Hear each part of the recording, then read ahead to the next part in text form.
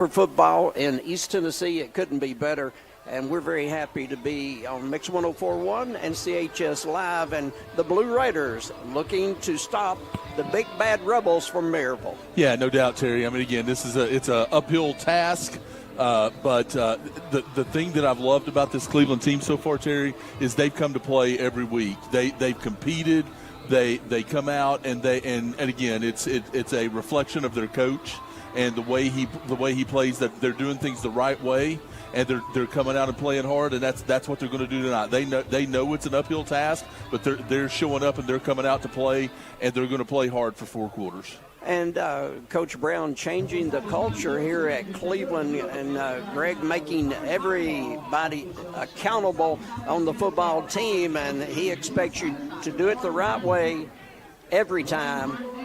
Game day, practice times, every time he's expecting these young men to do it the right way, and he's gained a ton of respect from the players and the fans and really the people in the community. Yeah, most definitely, Terry. And again, it goes to the locker room. He expects the locker room to be immaculate when they leave. It comes down to discipline. He is a firm believer in discipline, and that's how he's running this team, and that's why this team is in very good hands. It's going to take them a couple of years to get back to where they need to be, but I will be the first one to say this team is in very good hands with Coach Brown and his staff. Absolutely, and each and every week, Greg, they're going into game number 4, and the first 3 games, 1 at home, 2 on the road, they fought for 4 quarters. It wasn't, okay, we'll see what it's like at halftime and then, play half-heartedly or whatever the second half. This group has gone hard for 4 quarters. I respect that very much from these young Blue Raiders. Yeah, no doubt. And Terry, McMinn County in the first half was again, I think that's their best half of football that they played. They came out in the first half. They were competitive. They were competing with them. And they just don't have the depth of other teams. Again, everybody knows the story about how many people left and different things like that, how young they are and all that. So they just don't have the depth to sustain for 4 quarters. But again, they came out in that first half against McMinn County, which is a really good football team, and they came out and played hard, played well, and were right there with them. And then in the second half, McMinn kind of imposed their will, just because they're so big, so strong, and all that. They just kind of imposed their will. But again, they're making steps, and they're getting better every single week. Absolutely, and they've gone to hostile territory twice. Second game of the year, go up to play a very good 5A team in McMinn, and last week another good 5A team over at Tullahoma. And Greg, speaking of that game last week, I've got to take a moment and thank Ryan Lovelace and Jim Gum, pinch hitting for you and I last week. They did a great job, entertaining, informative. They did a great job. And the thing about it, they did it from the studio here in Cleveland. And Greg, that's a tough way to do a ball game when you're sitting in a studio and the game's 100 miles away, and you're just trying to catch it on the feed. And, sometimes you don't see other than what the camera's going to give you, and you don't catch things on the sideline and things away from the play and all. It's a tough way to do a ball game, but my thanks, Ryan Lovelace and Jim Gunn made it very entertaining last week and did a good job. No, exactly, and thanks to them for pinch hitting for us. You and I both had other commitments, which I don't think has ever happened before, that we both had other commitments like that. So, and again, so just thanks to them for stepping in and stepping in and doing the game, and and again providing great commentary and great entertainment for the listening audience. We're going to take a break here on the Cleveland Ford Friday Night Football pregame show. We'll be back in a moment. Greg will have the Honda of Cleveland starting lineup. Honda of Cleveland, located on South Lee Highway. Also the Dale's Heating and Air, temperature at kickoff. And then also we'll have the coin toss in a moment, brought to you by Cleveland Fasteners and Supply. For all those nuts and bolts you can't find anywhere else. And if they ain't got it, you don't need it. Cleveland Fasteners and Supply on Starview Drive, and we'll be back in 2 minutes. Clear for 2 minutes. Okay. I may have screwed If y'all yours heard up, me, Terry. I kept trying to. my mic went you weird. turned me down. You're the top one. You trying to get it more in your ears?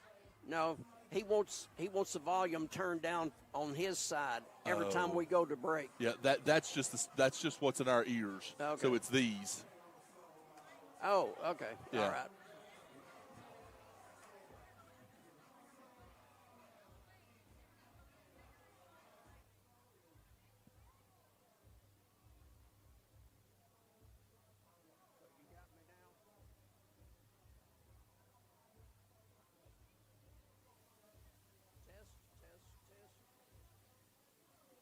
I thought that's what you said to do.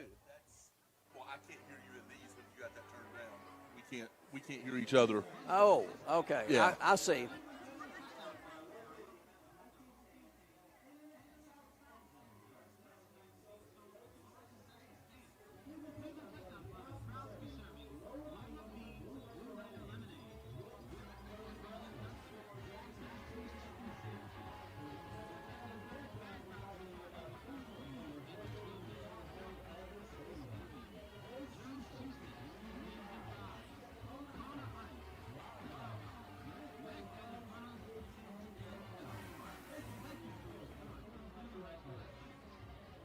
Y'all got 30 seconds before you're back. Tell me again. You got 20 seconds before you're back. Okay. 15. 10.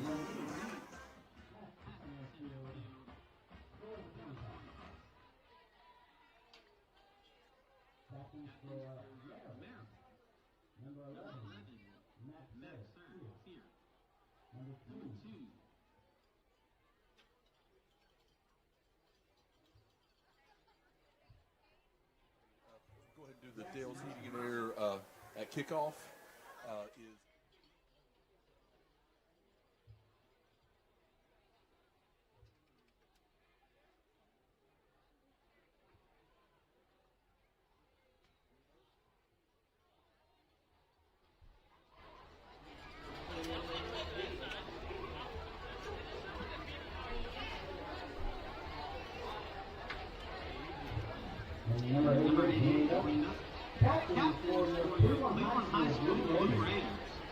Number two, Casey Gallup.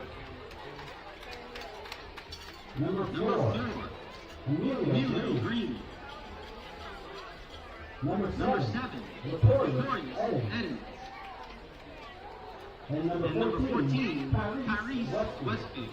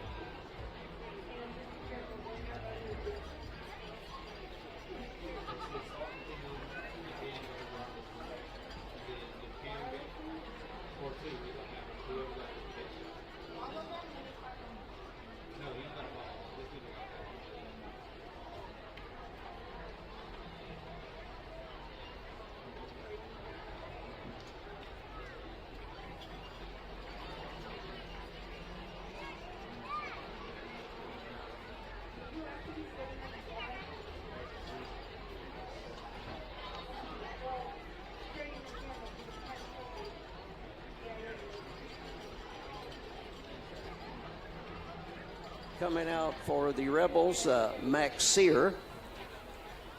Also, Hudson Jemerson, and the fifth one, Will Jones. So we'll send it back to the station. One more break before kickoff. Kickoff on Mix 104.1. Brought to you each and every week by Don Lefford Automotive. Back in 30. 30.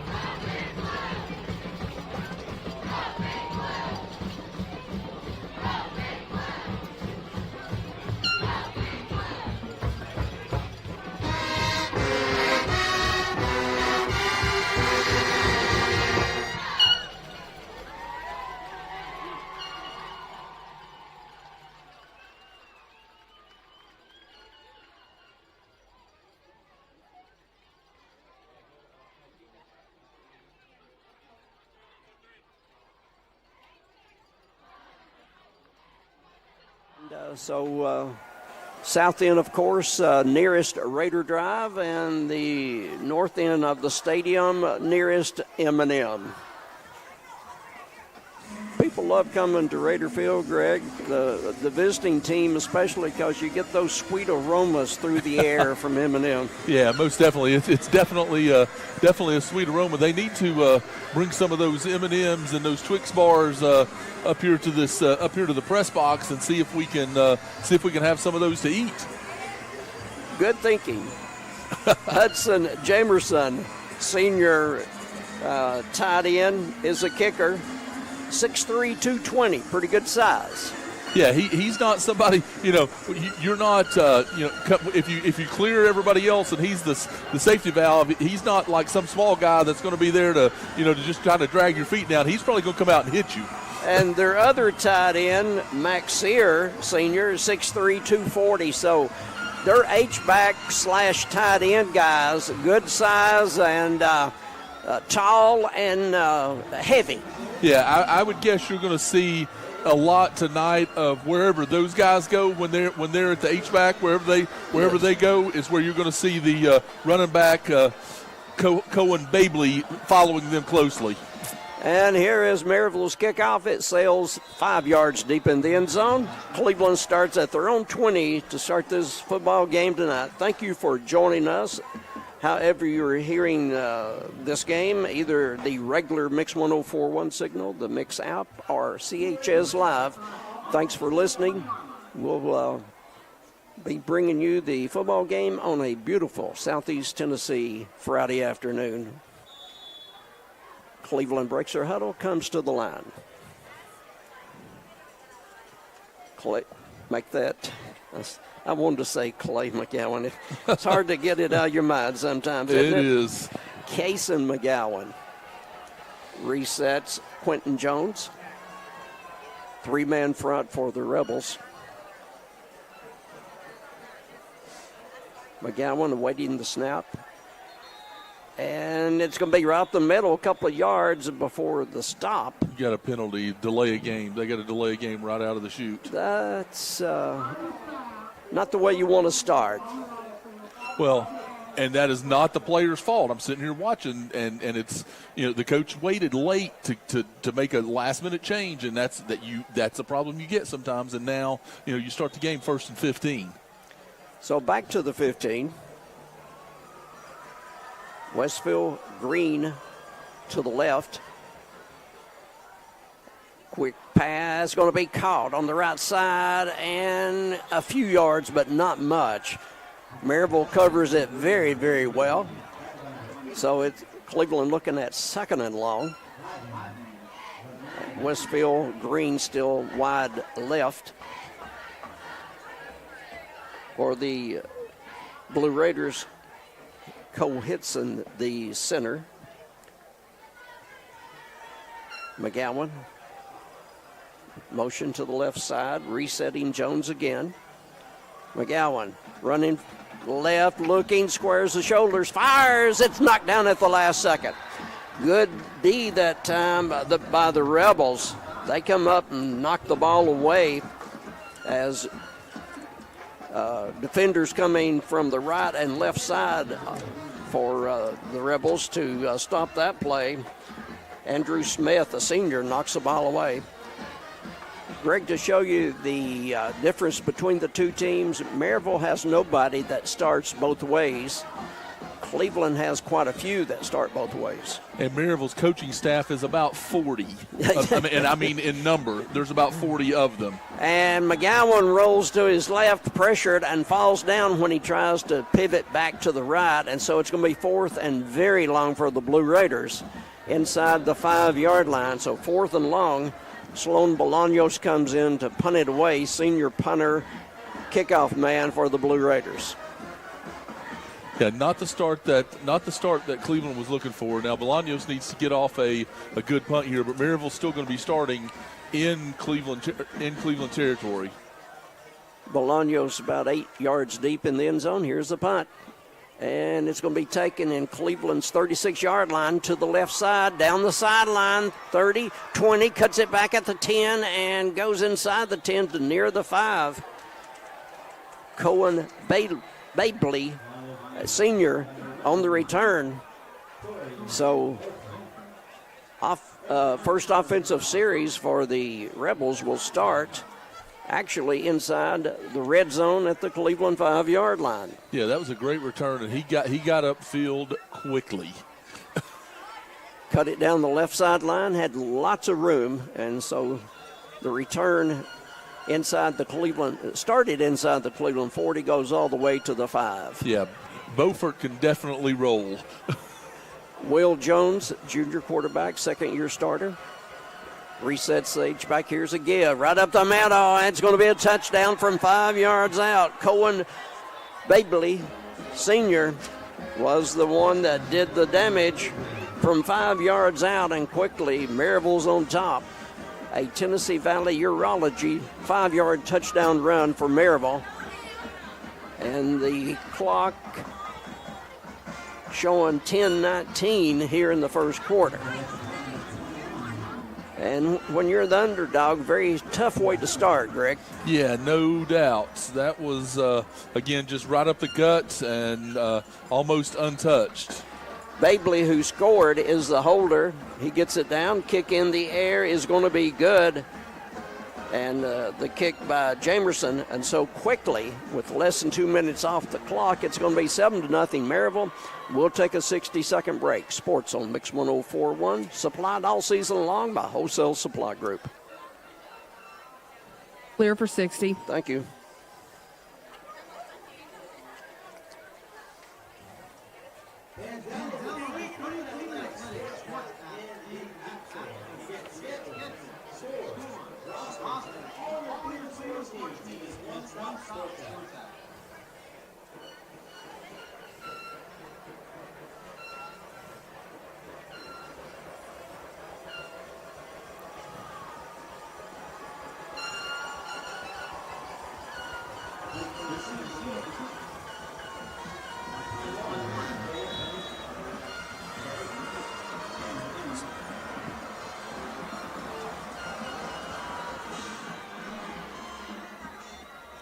$15 seconds. Okay.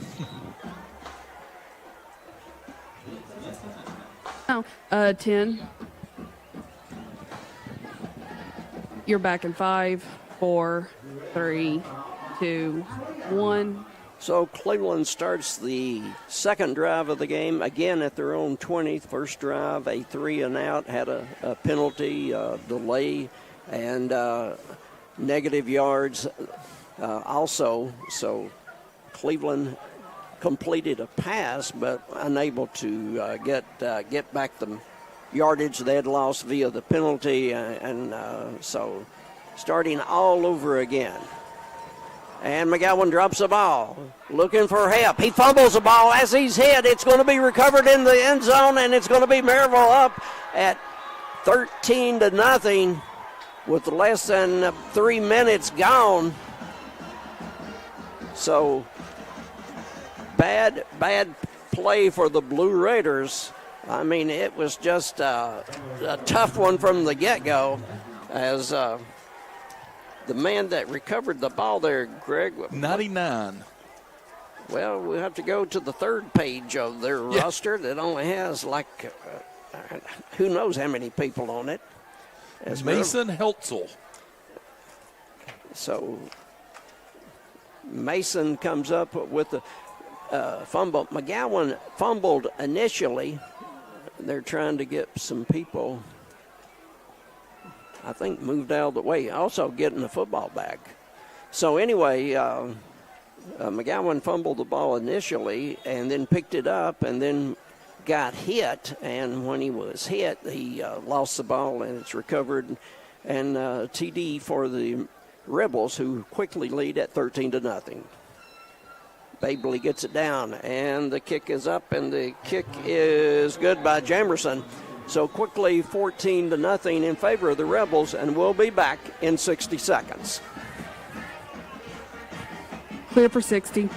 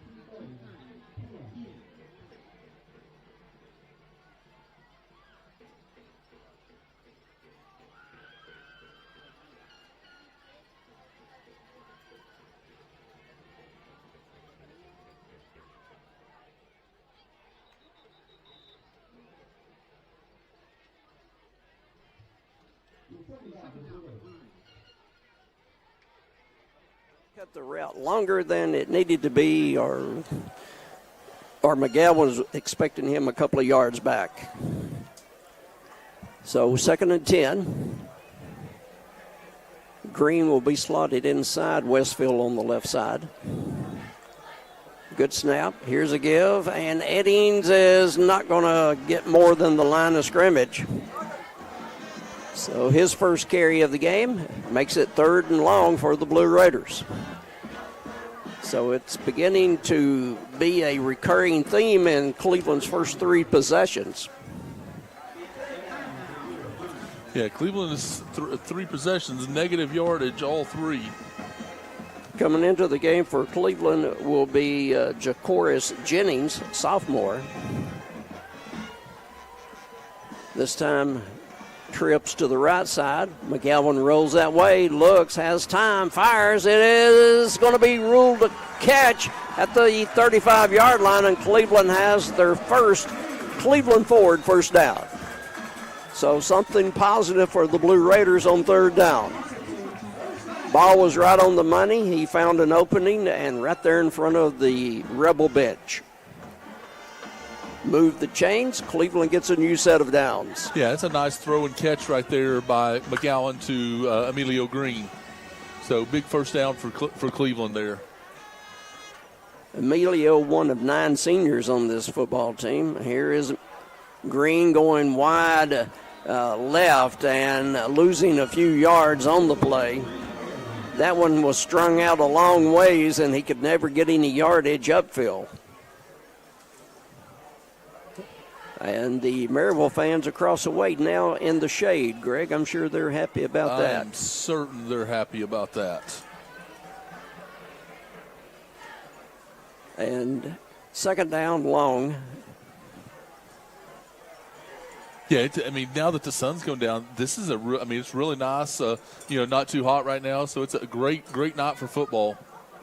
And Rashawn Beard carries for the first time. Not much there. Trying the middle of the line, and the Rebels just do not yield there in the middle. So Cleveland 3rd and 11.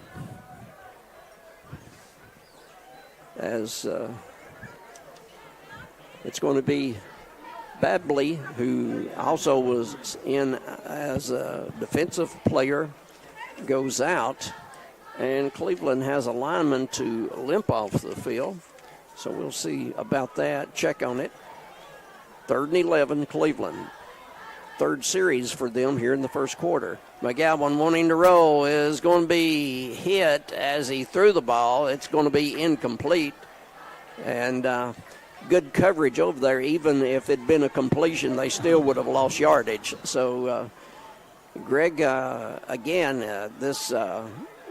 First of all, the Rebel defense being so tough. Second of all, Cleveland with the negative plays and the turnover. Yeah, again, Cleveland has the one positive play so far. So they've got to find a way to move the football against this Maryville defense. Here they come, and Bolaños gets a tremendously high kick, a whole lot of hang time, and doing the fair catch, Torrey Buford. And so. Buford catches at the 35. What a punt by Bolaños. Yeah, and it got off a punt, and it was under duress because the 17 got through and almost got a hand on it. So nice job by Bolaños getting it off and getting a nice punt. So the Rebels will have the ball for the first time in their territory. Third time they've had the ball tonight. The other times they always started with great field position. Well, actually, one of them was a recovery and touchdown. But still, first time they've seen their side of the 50-yard line tonight. From their 35, Will Jones hands off, opening up the middle, and breaking a tackle, rolling forward, and he may have the first down on the roll. Once again is Cohen Babley. So the chains will move. And to again show you the difference between these two teams, Maryville does not have a freshman or sophomore starter on offense or defense. Yeah, that's a little different. Cleveland has plenty of younger guys in there, but Maryville, you've got to be a junior or senior to have a starting position because they're that deep. Yeah, you better be really good if you want to start for Maryville as a freshman or sophomore. And there's been very few that have been that good. Absolutely. They're just solid Terry, just year after year. They do things the right way. They're disciplined, and they just keep it going. I mean, again, they very seldom have bad years. Babley on the carry. Here's first pass coming up for them. It's going to be caught and out of bounds near the 47-yard line. As it's going to be, looks like short of a first down, Torrey Buford. I think, no, they did. They backed it up. Yeah, to the 46-yard line. So it's going to be a 3rd and 1. Going off the field, Julian Douglas. And we'll get his replacement in a second. But Cleveland would be, it'd be great for a stop here. Make Maryville have to give the ball up. Clock will show 6:27 in the first quarter. And here's a give. It's going to be a new runner and a first down as they move inside the 45 near the 40-yard line.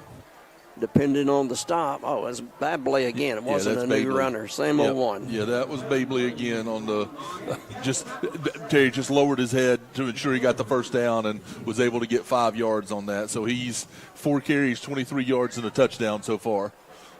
So Maryville starting at their own 35 on this drive. They're going to reset a couple of guys. And twins to the left side, H-back that way.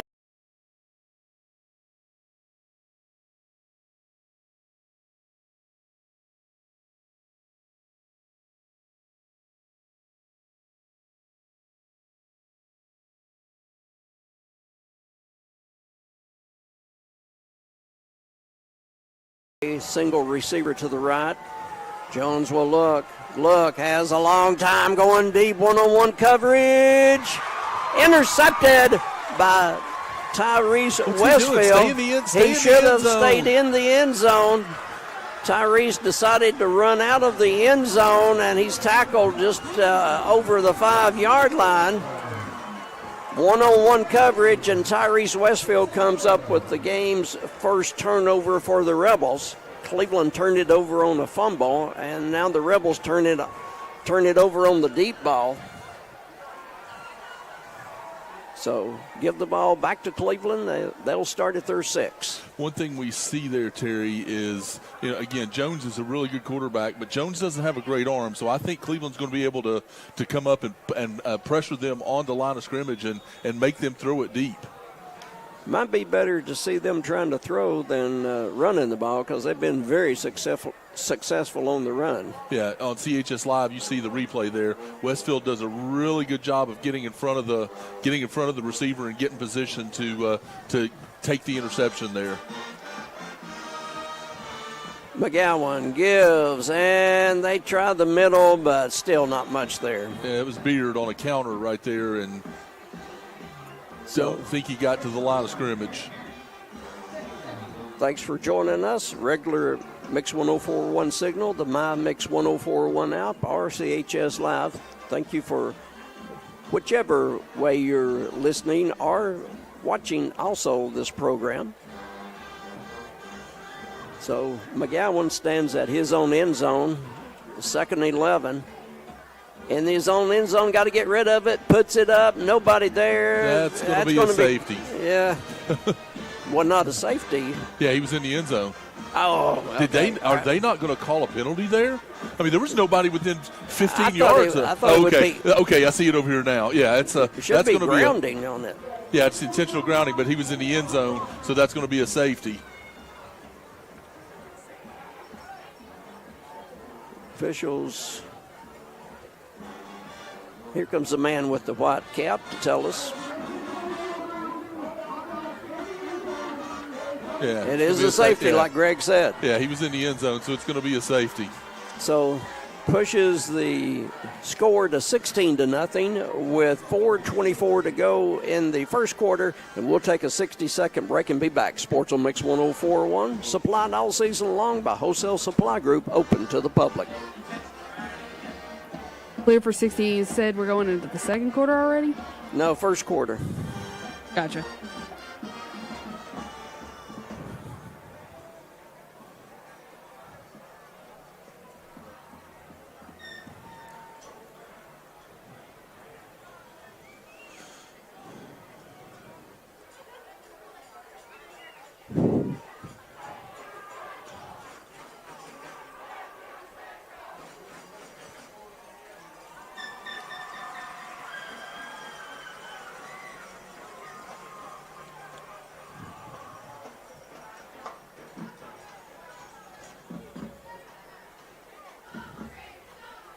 $15. Okay. 10. You're back in 5, 4, 3, 2, 1. Here in the first quarter, Maryville has 16 reasons to celebrate, and they are across the way. As it's 16-0, Maryville, they've scored every chance they've had except for Westfield's interception a while ago by Cleveland. So 16-0 right now, and Cleveland will have to kick because of the safety. Sloan Bolaño, senior kicker, puts the toe to it, and he's going to back up the receiver there, Buford, to almost the 10-yard line. Yeah, catches it over the shoulder and returns and comes back to across the 30, 35-yard line. Yeah, Terry, Beaufort's got some wheels. Yes, he that does. Dude can roll. He can roll. when he turned and stuck that foot in the ground and came forward, he was at full speed at about 2 steps, and he was rolling. So, again, last time they started at their 35, and this time they'll start at their 37. They've had the ball a lot here in the first quarter, Greg. They have had the ball a lot. You don't usually get this many possessions in one quarter. So Jones hands off, and again running the ball hard is Babley. So he'll go for about 5, across the 40 to 42. Terry, that's a new running back. Instead of... yeah, they're giving Babley a break there, and that's Tomberlin. Ty Tomberlin Jr. They're not making their running back names very easy. Yeah, that's Ty Tomberlin. And, I saw the 0 and just went with the assumption. Well, he runs just as hard. They reset Sear. And Tomlin's second chance behind blocking, and the flag goes flying from the backfield, and he's stopped after he gains the first down, but this one may be coming back. Yeah, typically this is going to be a hold, so we'll see what the call is, but we'll worry through it. It's going to be yep.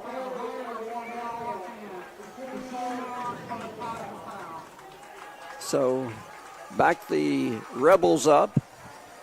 17-time state championship. And that's not bad. You know, Cleveland has been very successful over the years. 4 state championships in the trophy case, but 17? Yeah, it's not bad. And they still haven't matched Alcoa. I know. Yeah, just a few miles up the road. In fact, Maryville's only loss this year was to their arch enemy. First game of the year. Alcoa beat them. Here's the pass left side. That blocker's out front on the screen and a couple of yards. So they will move it up to the 40-yard line. And that time going with a short passing game, not attempting a deep ball like they did earlier. Yeah, that's Julian Douglas, and Douglas is probably a 6'3", receiver. Let me. I guess I could just look. So 6'4", 205. He looks the part of a college receiver. Yes, he does. And he's only a junior. He's a youngster for them. Yeah. They look left, go left, sideline, double coverage, pass caught. How did he catch that? Inside that was the 20-yard line. Great coverage right there by Westfield. The DB was with him. Safety came over. It didn't make any difference. What a beautiful catch down the sideline. That is Colton Faust. 53-yard gain right there. And this first quarter has been a Maryville highlight film. Clock will show 2:27 in the first. So that deep ball worked to perfection. Yeah, that was a nice pass. And again, Westfield had him covered, but it didn't help him. And everybody out in the pattern now. Jones rolling, going to keep it, turn it upfield, and goes near the 10 before he's knocked out. Nice little cut there. I thought they had him about the line of scrimmage, but he cut it up and gained a few.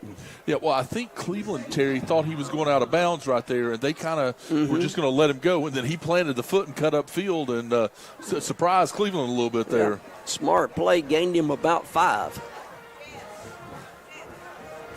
So a 16-0 count here in the first quarter.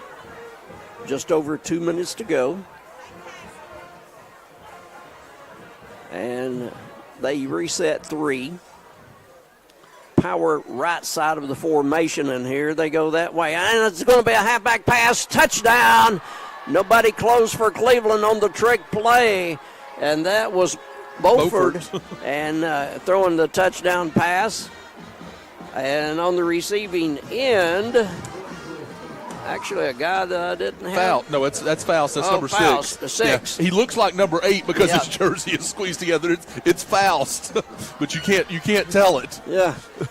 But anyway, so the lead balloons to 22-0. And again, Jamerson on for the point after. Babley, the holder, kick in the air. It's good. Because Maryville needed a trick play to score right there. Yeah. That's a whole other story. I digress. So it's going to be Cleveland ball coming up. Gives us time to talk about Cleveland Ford. They not only bring you the first downs in the game, but also they present the first quarter. So Cleveland Ford, thanks to them for bringing you the first quarter on Mix 104.1. And also coming up in just a few minutes, we'll go to the second quarter with USS, your waterproofing and foundation experts, USSTN.com. So it's been a Maryville game here in the first quarter. Blue Raiders, a couple of negative yard plays, one turnover, and then a really good Maryville team. Yeah, again, just a solid Maryville team that just does what they need to do to win. And on this beautiful Friday night, a pretty good crowd here on the Cleveland sideline. Second home game of the year, and the kickoff again will go into the end zone. That's four straight kickoffs way back into the end zone. So Jamerson, the kicker, may have a sore toe by tomorrow, Greg. He may. It's been a long first quarter, Terry. As the old saying goes, who's the loneliest guy in the world? It's the punter for Maryville because he's not used very often. No question. He is definitely hadn't even thought about the field so far. So 23-0 Blue Raiders looking for something positive. Case McGowan, junior quarterback, looks left, fires left, and Westfield's there. That play didn't work before. It does this time, and he'll go near first down marking.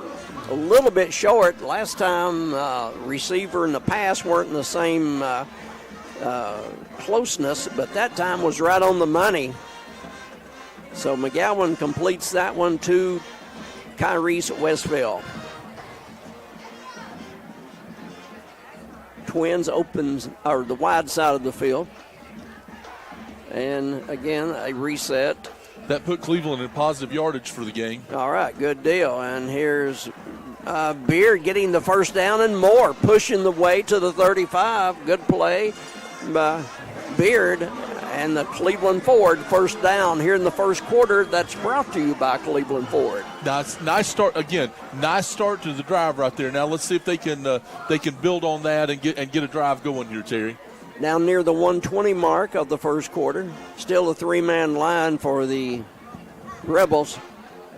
And this one short and behind the receiver, out of bounds into the Cleveland bench. Again, Westfield and McGowan, a little bit difference on where they thought they should be. Yeah, kind of not on the same page right there. Again, you don't know if Westfield's going too deep or McGowan is, trying to throw away from the DB. So, hash mark Cleveland side of the field, and it's going to be McGowan keeping and McGowan thrown down with authority. As Mac Sear came in there, put McGowan on the floor. Clock down under a minute here in the first quarter. It's all Maryville thus far at 23-0. Our other stations on 99.1 Oldies, it's going to be Walker Valley hosting Chat Central. They were up 14-0 in the first, Walker Valley was. McGowan rolls right, fires on the run, incomplete, a little bit short of Emilio Green at the 45, so it's going to be fourth down, punting time. It'll be a Cleveland Utilities power punt coming up. Cleveland Utilities, your hometown connection. on 101.3 ESPN Cleveland. It's Bradley at Farragut. And then on MixedTV.tv from Polk County, it's Sweetwater at Polk County. And that game on MixedTV.tv, Stephen Shelton and Jamie Kyle doing the honors. 4th and 13. Snap goes over Bolaño's head, back to the end zone. He better get rid of it. He does. It's going to hit at the 35 and roll, and it's going to make midfield. Second kick this year that Bolaños has turned disaster into prosperity, because up at McMinn County, he kicked left-footed under pressure, and it went out at the 1-yard line. And this one goes over his head. He chases it down, and Greg Football Smarts got rid of it just in the nick of time. Terry, that may be the best 17-yard punt ever. Oh, yes. Because he was in the end zone. It was going to be a negative 30-yard play, and if he got tackled in the end zone. And so, again, he gets it out of there. Just a very great football play by Bolaños, like you said, to even get them at midfield. The big man goes in motion. They're going to give to a new running back. Cleveland stops him after about 1.5 yards. So we may see the whole roster before this one's over. That's the third different running back they've used in the game. So right now, everybody getting a chance to get in on the action for Maryville. Cam Porter, a senior. And the first quarter comes to an end. At the end of one here at Raider Field, it's going to be all Maryville at 23-0. Sports on Mix 104.1, supplied all season long by Wholesale Supply Group, open to the public. You're clear for how long was it you wanted? 60. Hour and a half. Okay, we're clear for 60.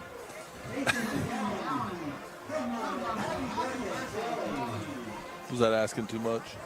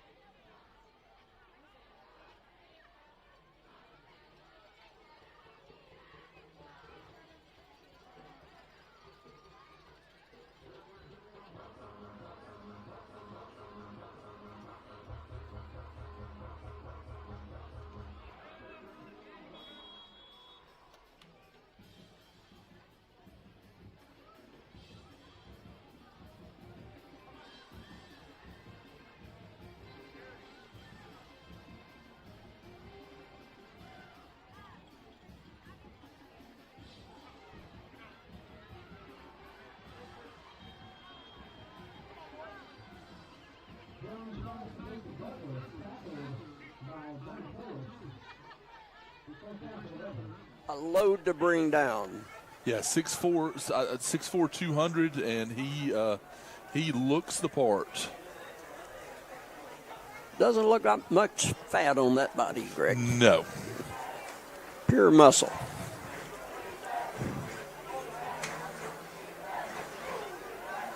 He motions to the right, and there's a give, and back in the game, Bebley, and he's out of bounds after a couple of yards, ran out of running room.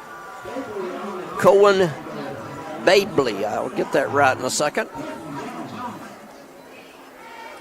Also the holder on place kicks. I find that interesting. You don't see a lot of running backs that's a holder on place kicks. Yeah. It tells you probably what kind of hands he has. I mean, just you want the best hands on the team holding it, and apparently that's him. Apparently, Maryville's in good hands. Do we have an all-state sponsor? They could. And he tries it again, runs hard. Once he got a step there, nice little cut to the right side after getting to the point of attack. And Scott slow getting up for Cleveland, but he is up. But trying to bring down that big running. Well, they list him at 200. He looks bigger than that. 6 feet 200 in the program. Yeah, and Terry, he's not a terribly fast running back, but he runs like great vision. He follows his blocks, runs with great vision, and gets downhill quickly, which is, again, very effective at the high school level. Beaufort motions. They look his way and decide not to go that way. Jones is going to tuck it and go to the left side. Cleveland misses the tackle. 15-10, 5, and he goes into the end zone. Well, first they wanted to look toward Beaufort, who went in motion to the right side, decided against that. Jones looked downfield, didn't like the coverage down there, so he just took it to the left side, and Cleveland unable to knock him out of bounds. And the Rebels are rolling at 29-0 here, early second quarter. Yeah, they're kind of doing what they want to do. So extra point coming up. Jamerson puts the big toe to it. He's perfect on point afters. And so we'll take a break, and the score balloons to 30-0 Maryville, early second quarter. We'll be back in 60. Clear for 60.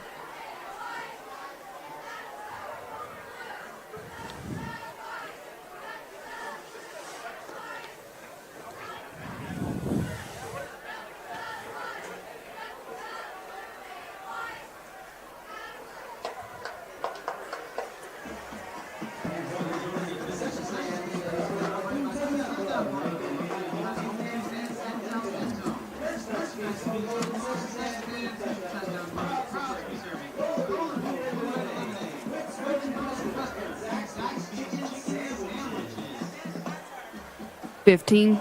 Okay. 10. You're back in 5, 4, 3, 2, 1. For the umpteenth time plus 1, it goes into the end zone. Maybe we should do away with the kickoff, Greg. Just give Cleveland the ball at the 20 and, Try to save the kicker's leg. Yeah, and, you're not losing any time off the clock. Yeah. So just make it automatic almost. Yeah, just that way you're saving the kicker's leg. I like it. The only thing unpleasant about tonight, Maryville 30, Cleveland nothing at this point. Cleveland will break the huddle. And 10:43 on the first half clock. And again, Jerry, we want to see something.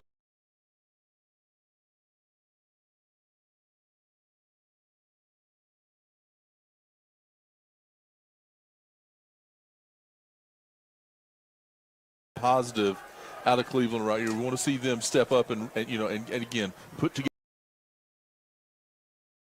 a drive. That's what you're looking for at this point. Evans resets to the left side. Quick toss out to Scott. He's got it. Kyrie will go for a first down. And so Scott is stopped at the 32. Give him 12. And Greg, we're looking for positive plays. There it was. Yeah, no, nice play right there. Nice execution by Cleveland. McGowan got him the ball quick, and he had some running room. Nice blocking downfield there by the tight end Evans and the tackle as well. And keeper McGowan, and he'll slide down at the 35-yard line. So Cleveland looking second down coming up. We want to appreciate our friends at the 24/7 movement and also the ATS The Bridge for helping us with our pregame setup tonight. Join the 24/7 movement and make a difference, keeping drivers and passengers safe on our roads. In memory of Dustin and Brittany Dillard. Find out more at the 247movement.org. McGowan gets the pass away. Evans catches his first catch of the game, and he may be a yard short depending on the spot. Yeah, I think they're going to mark him down a ways before. I thought he got a little more than that, but it looks like they're going to mark him down. Yeah, they mark him at the 40. I just it had to be more than that, Greg. Yeah, I don't know if his knee went down or something, but yeah, they mark him down a couple of yards back from where I thought he would be. Third down, 2 coming up. Nice throw and catch right there by those two. and a high snap, and having to get rid of the ball as McGowan had to throw it maybe before he wanted to. Passes over Kyrie Scott's hands. And so 4th and 2, and again, one of those deals where your quarterback is pressured and has to throw before he wants to. Fake punt right here, Terry. Onside kick. Let's go for it. 4th and 2, middle of the field. Yeah. Why not? Cleveland 40-yard line is where it'll be snapped. Yeah, Maryville is not that they have Beaufort back, but they've got the other guys in regular defensive position. And the rugby-style kick gets it away, hitting at the 35, high hop and rolling and rolling and rolling, finally dying at the 22-yard line. So Bolaños has been a master with his kicks this year. Yeah, definitely so. And again, keeping the ball out of Beaufort's hands is another positive there with the rugby style kick and getting it over on the sidelines. It keeps the ball out of the speedster Beaufort's hands as well. And also gives your team time to get downfield to cover. So a lot of positives there.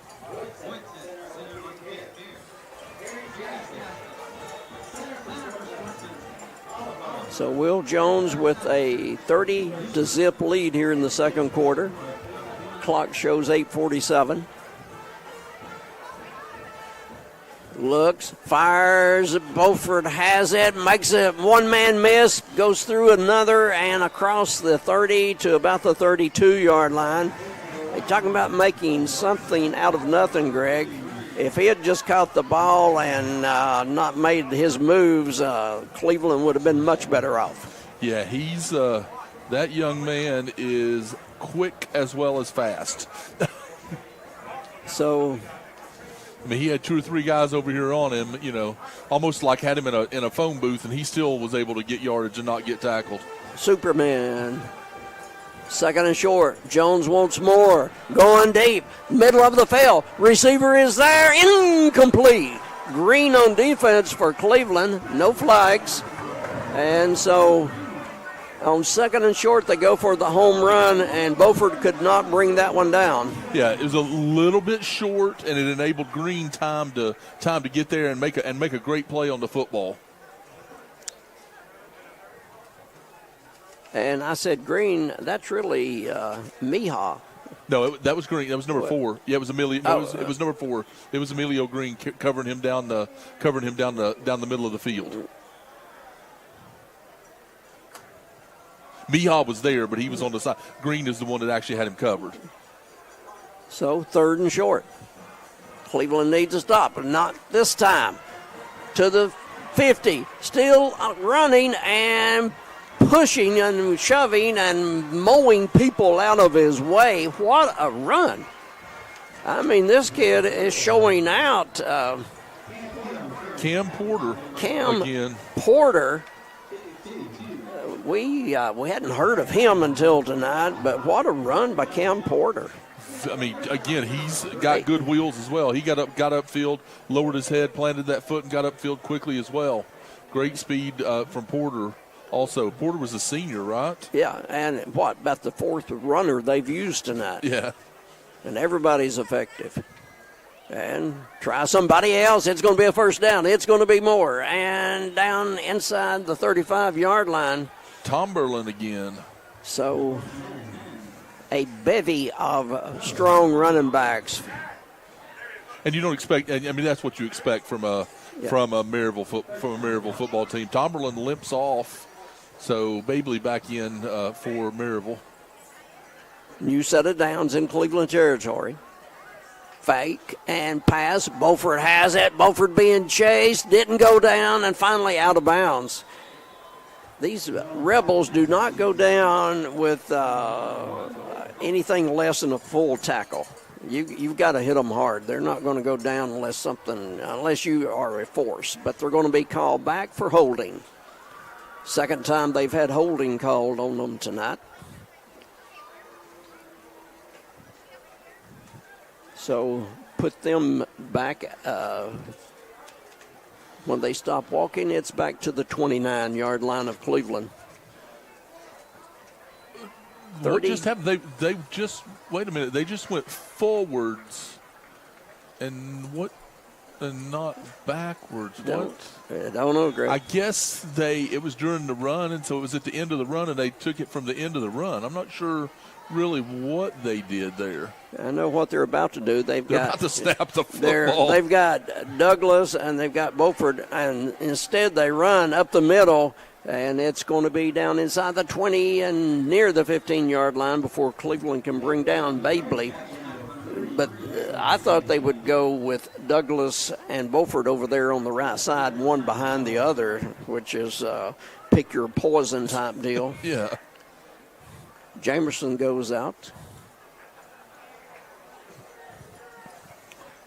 So Babley, 7 carries, 42 yards here in this one with a touchdown. Time at 6:20 of the first half. It's all Maryville.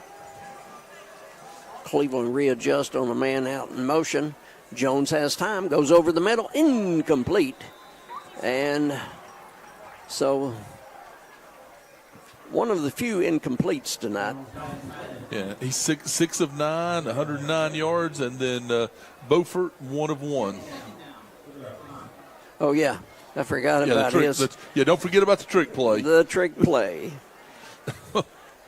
A momentum changer, Greg. Yeah, don't forget the trick play that they had to run to be able to score.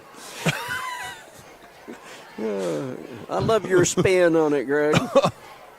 Okay, time to get serious. 2nd and 10. They're in the Kia of Cleveland drives on pass complete for a few yards, not much at all, as they had a short field there.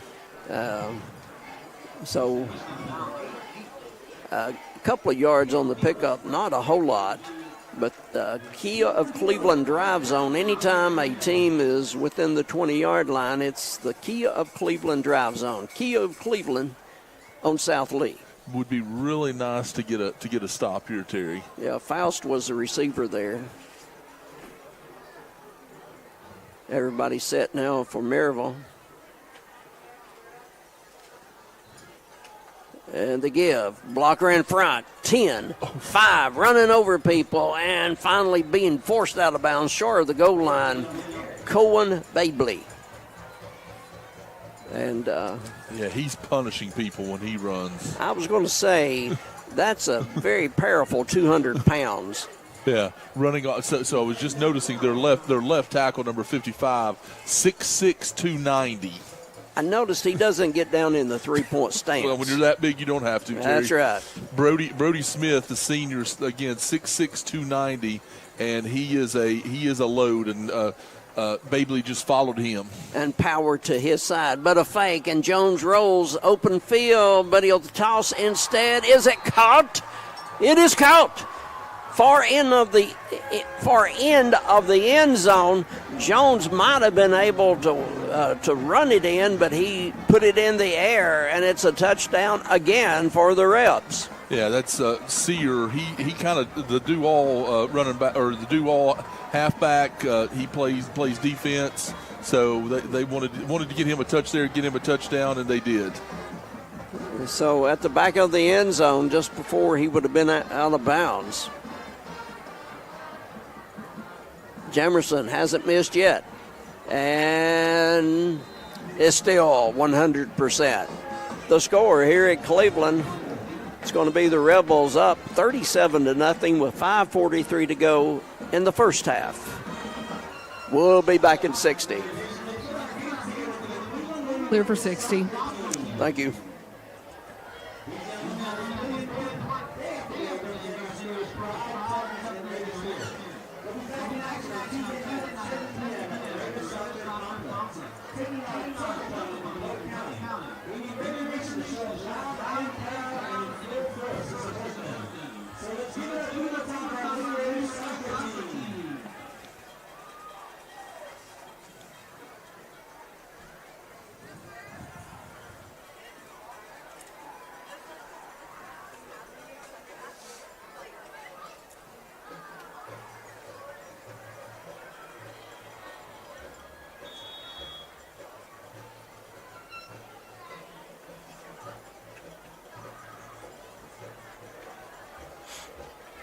15.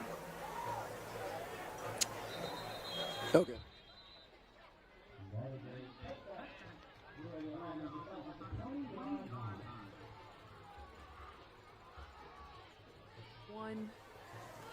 Greg, the Maryville kickoff started at their own 40. Where did it end?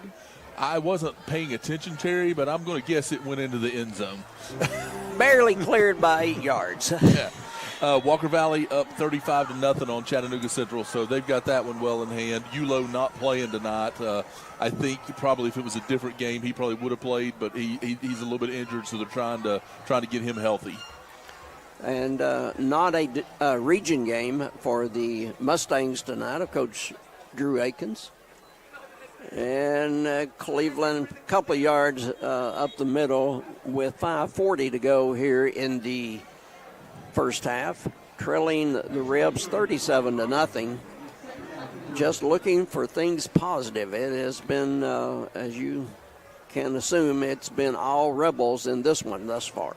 Yeah, and Terry, one of the things you're seeing, and again, it's just Maryville is a very classy team. Their start already, they still have a lot of their starters in there, but they are definitely mixing in some younger players and non-starters and stuff like that. So McGowan looks in under pressure and might have got the line of scrimmage. Let's see if it's going to be a Food City sack. It is definitely a Food City sack. Oh, yeah, they're moving it back. Inside the 20. Anytime that we have a sack, it's brought to you by Food City. 3 locations in Cleveland. Food City. Yeah, with the 2 fumbles down here, fumble sacks down here. So that's the third sack of the night for Maryville. Cleveland looking at 3rd and 11. They have looked at long yardage all night long. Trips right side of the formation. McGowan backs up. Here comes the pressure. He's going to have to run. Looking right, running right. Pass incomplete as 2 Blue Raider receivers in the area. Green got a hand on it, but couldn't hold on. I'm not sure he thought that ball was going to get through to him because it hit him right in the chest, and I think he thought it was not going to get to him, and then all of a sudden it's there. And so clock stopped at 4:21 of the second quarter. Second quarter brought to you by USS, your waterproofing and foundation experts, USSTN.com. Play clock to 4. Snap is on the ground, but Bolaños will get it off and again get a tremendous roll. Great the way he got the ball off after the low snap, and it'll finally roll out and down, or out of bounds at the 39. That young man's in a battle every time he steps back to take a snap.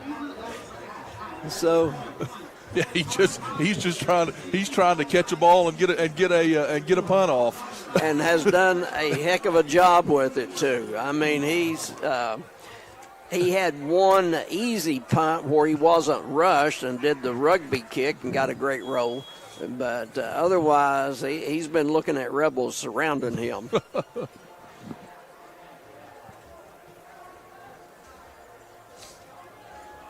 Going to be an empty backfield for the Rebs here at their own 39-yard line and just over 4 minutes on the clock. Pass is going to be caught. Cleveland breaks up that play.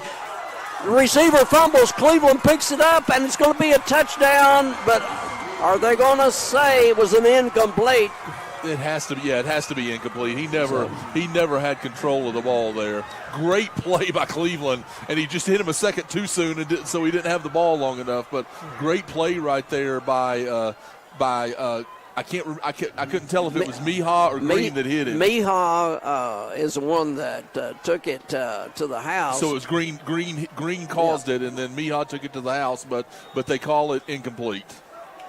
So at the 39-yard line, 2nd and 10, Cleveland fans had something to cheer about there and was letting the team know it down below us, but it didn't stand.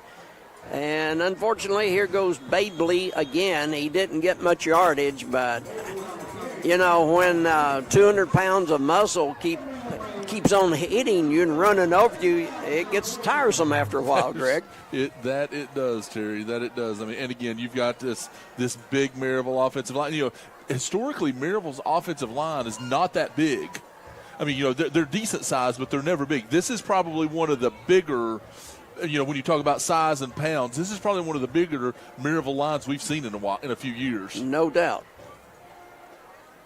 And Babley keeps on churning and gets across the 45. Cleveland had him covered around the 44, but with the strength, he just kept going. 10 carries, 55 yards for Babley, and a touchdown here in the first half. First fourth down decision for Coach Derek Hunt of Maryville. I don't think they brought the punter with him, so they're gonna have to go for it. Yeah, he didn't let her, you know, last year. He didn't get enough plays to let her. So 4th down and 4. Keeper. And a first down, Jones. He's still on his feet and tripped at the last second. Mihawk comes up to trip him and probably saved a touchdown right there. So the chains will move. They convert on 4th and 3. Keeping the drive alive. Yeah, Cleveland did. I'm not sure what was going on there, but Cleveland seemed a little bit confused with him. I don't know if they thought he was going to step back and punt it or what happened, but they seemed a little bit confused and out of sorts right there. Jones looks to the left, fires to the left. Beaufort, somebody knock him down, and Cleveland does come up with the stop, thankfully, as he is so very dangerous, and just one guy got him, Cam Wilson, a sophomore, a newcomer to Cleveland, played at Hickson last year. Cam did his job there and came up with the stop. But it's a first down for the Rebs. So, yeah, you just try to keep Beaufort in front of you and wrangle him Yeah. down to the ground or out of bounds, or just, you know, keep him dancing until you get help, because he is very shifty. Wilson's on the island out there trying to cover him. They look for him again, and he catches it before out of bounds. A nice down and out pattern. Beaufort was right there, quarterback and receiver on the same page, and they're inside the 10, and again in the key of Cleveland drive zone. It's as easy as 1, 2, 3 on South Lee. Play clock down to 20, brought to you by Bradley Concrete. Beaufort 5 catches, 54 yards here in the first half. And he'll still be one-on-one on the left side against Cam Wilson of Cleveland, a sophomore. Fake, pass into the end zone, incomplete. Oof, I don't know if Mihawk got a hand on it. It was a little bit behind the receiver, but it's an incomplete. Yeah, it was just slightly behind the receiver, and he just couldn't get adjusted to catch it. So 2nd down, goal to go. 1:21 left in the half. On a perfect Friday night in Southeast Tennessee. Oh, gorgeous out here, Terry. I vote this is 12-month-a-year weather. You know, Greg, will you second that motion? I will second that. Jones looks, fires, and incomplete. Off the fingertips. So, again, Mihawk over there. It was off the fingertips of the big guy, Julian Douglas. Jones is going to get a little frustrated with his boys here. That's two in a row he's hitting the hands. And again, they haven't been perfect passes, but they have definitely been very catchable passes. And give Douglas credit. He chased down the football. He's just now getting back to the huddle. Well, not the huddle, but the formation. Yeah, I think he was trying to be a little pretty right there on that instead of just grabbing the ball and bringing it in. Going to be tight coverage on him. Ball to be snapped inside the 10-yard line. Big size advantage for him over here on the left side. They'll go over the middle. Touchdown. Oh, pretty play. Put right on the money. Torrey Buford and his quarterback team up. Buford cuts it to the middle, and easy catch, and he was in the end zone again. So the Rebs lead this one at 43 nothing. Our monitor is showing the Raiders have 6, but unfortunately they do not. So, again, for the umpteenth time, Hudson Jamerson. Every time he kicks a ball, it ends up out of the stadium. So the kick is good. We're going to take 60 and regroup. And Greg, here's hoping for a different ball game in the second half. Back in 60. Clear for 60, and the score is 43 or 44 to 0. 44. 44 to Gotcha. Zippo.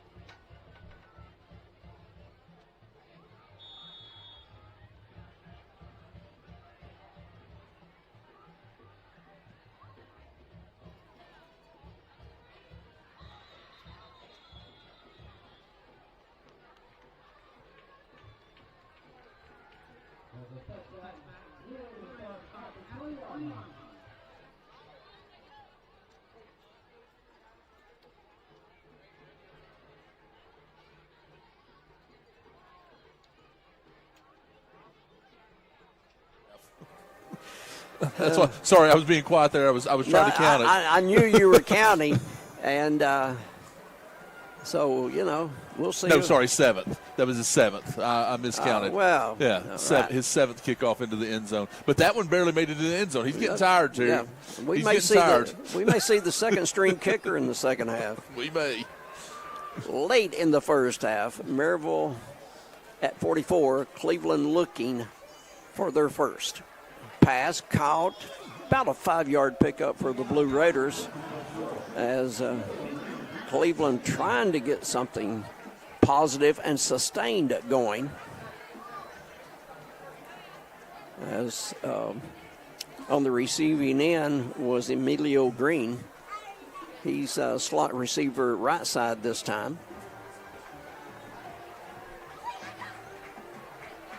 Case McGowan will give up the middle, but not a whole lot that time. A few yards, still a little bit short of the first, and so Brayshawn Beard on the carry. Terry, Cleveland has 36 yards of offense here in the first half. Just Maryville, obviously, just very good on both sides of the football, and they're showing it. And looks like Cleveland's going to let the last 14 seconds run off the clock and head to the field house, the Coach Bobby Scott field house. Lost Coach Scott, I guess about a year ago, a great coach at Cleveland High School back in the 70s. And so the first half is going to come to a close. Maryville 44, Cleveland nothing at the half. Stay tuned for the Southland Finance halftime show here on Mix 104.1, and we'll be back in 2 minutes.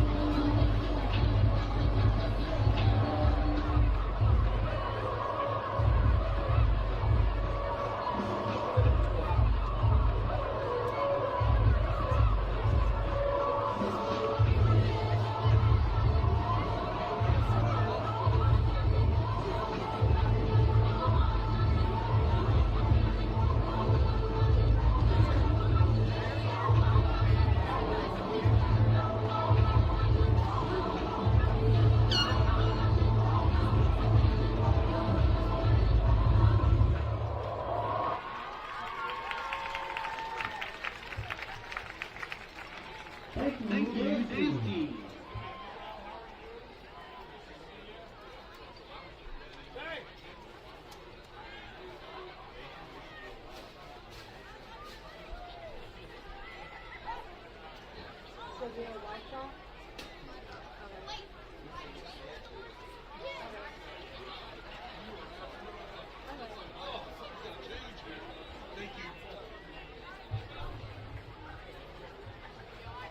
Ladies and gentlemen, presenting the 2025 Maryville High School Red Rock Marching Band. The band is led on the field by drum majors Noah Jackson and Lawrence Robbins. This year's show is entitled Baroque Remix. You Can't Handle This, I'll Be Bop. Featuring musical selections from two of the greatest composers in the history of Western music, Johann Sebastian Bach and George Frederick Handel. Featured soloists include Michael John Riosa, Andrew Smith, Brody Williams, Connor Fowler, Kristen Ashmore, Hannah Ishimura, and Pat LeDuc.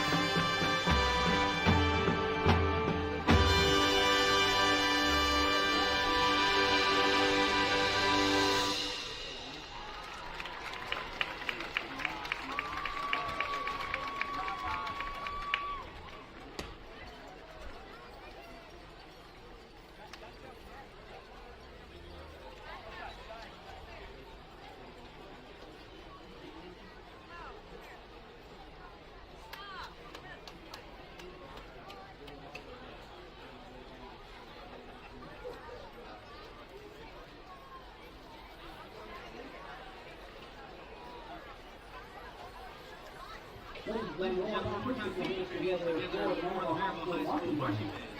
Red Rifle marching band is under the direction of Dr. Jonathan Lightfoot and Sean Copeland. Percussion instructor Naomi Lightfoot and Don Lordo. Color instructors are Destiny Martin and Ryan Hart. Thank you for your attention to tonight's performance.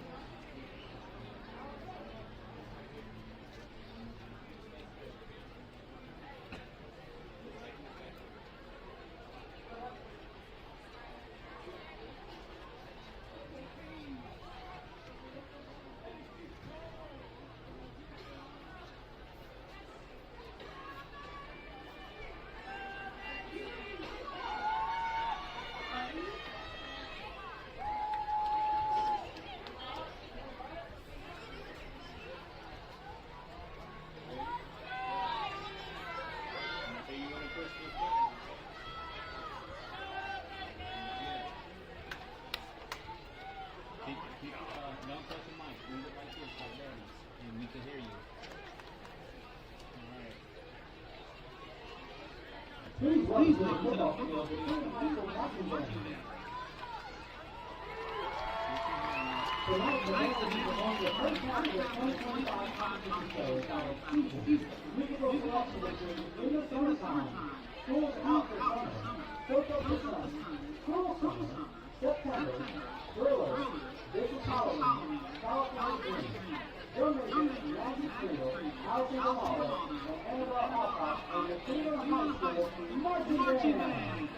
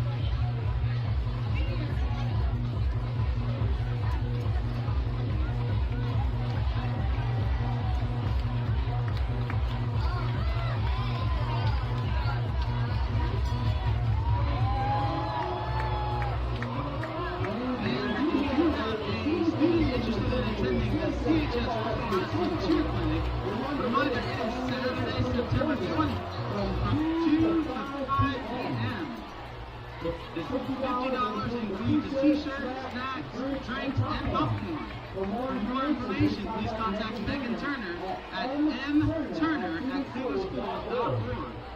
Or visit her on the track. If you are a dancer from the dance clinic, you are invited to join the dance team on the track. If you are a dancer from the dance clinic, you are invited to join the dance team on the track. Come dance with us a little bit. Season. So one of those regions where you're guaranteed a playoff berth. That's always fun. Yeah, and it's just not many schools in this area that are enrollment-wise with Polk, so therefore they have to travel some. Sloan Bologna's ready to kick it away for Cleveland. He's been a lifesaver on some punts this year when he was under pressure.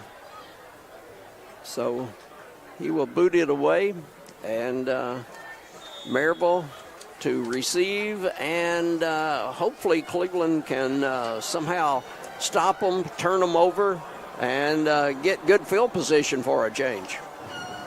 Bologna starts the second half, and that one's almost out of the end zone. Last year, we didn't see a whole lot of kicks from Sloan that got to the end zone. Usually were returnable around the 5 or 10. This year, I don't know of many that haven't reached the end zone, so he's got a much stronger leg this year. Definitely has improved his leg strength in this season. And let's see about Maryville's strength here in the second half. I think they've changed quarterbacks. So you've got Sigmund in at quarterback for Maryville. So he's going to fake, rolls right, throws, pass caught by the big guy. Oh, man, that's a new receiver in the game, and that's got to be an offensive lineman at that size, Greg. Look at that guy. He's a large human. My gosh. Huh. So that's number 87. J.T. Allen, a sophomore. So we're going to see some sophomores finally for Maryville. As we said earlier in this game, they didn't have anybody that was a freshman or sophomore that started for them. Of course, Cleveland has quite a few youngsters starting for them this year, but with the depth of Maryville, you got to be in your third or fourth year usually to see action for them, unless it's a game like this where outcome is pretty much determined. So Cam Porter on the carry there, did give him another 4 yards. So Maryville, a new set of downs. And they're going to go to the air again. Pass intercepted, Cleveland. 30, 20, 10, touchdown. Oh, playing it perfectly.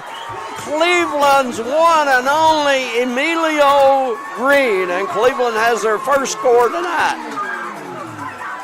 Had scored earlier, but it was ruled an incomplete pass on a would-be interception return. But this time, Emilio Green comes up with the big INT, a pick six for Emilio. If anybody deserves it, he does. High snap. Emilio gets the snap down. Kick in the air, but Bologna is good. And Cleveland strikes here early third quarter. The score, 44-7. Cleveland trailing Maryville, but at least there's life on the Raiders sideline and in the Raiders stands. We'll be back in 60. Clear for 60.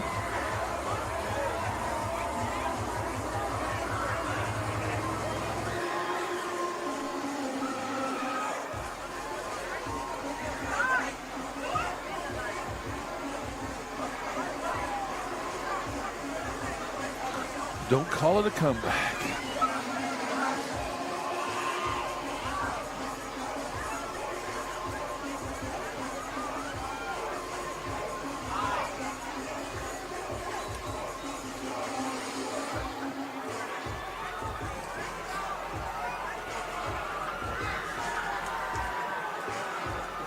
15, Okay. 10. You're back in 5, 4, 3, 2, 1. Bologna's kickoff, and again, it'll be in the end zone and no return for the Rebels. So a great pick six there by Emilio Green, one of 9 Blue Raiders that are seniors this year. So it's a very young, inexperienced team overall. Makes life interesting, Greg. It does. I mean, again, Cleveland needed a pick me up right there. So glad to see that. Glad to see Green get that touchdown. Maryville back to the attack. And this is right up the gut, a couple of yards, not a whole lot. Cleveland's going to stuff it, maybe a yard at best. Good D by the Cleveland defense. So Maryville, give him a couple of more yards than I thought he had. So anyway, second, we'll call it 7. Evans out for Cleveland's D.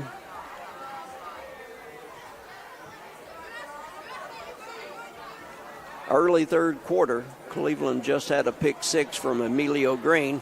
Pressure, screen, it's going to be caught. And a first down for the Rebels and out of bounds at the 35-yard line in front of the Rebel bench. Brenton Campbell on the carry there.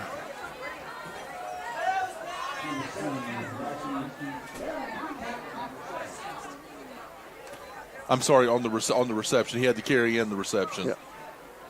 So Tyler Sigmund did a pretty good job there as they let the Cleveland defenders through and just lobbed it over to him on a nice little screenplay.